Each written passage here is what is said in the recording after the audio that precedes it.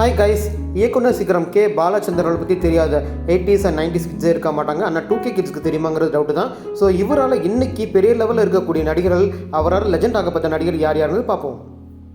Kavithalaya Krishnan, YG Mahendran, Prakash Raj, Geetha, Sujatha,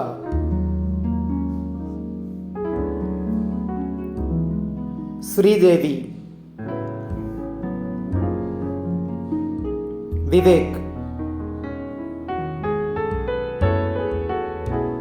Kamal Haasan, Rajinikanth. So இந்த information உங்களுக்கு யூஸ்ஃபுல்லாக இருக்குன்னு நம்புகிறேன். தேங்க்ஸ் ஃபார் வாட்சிங்.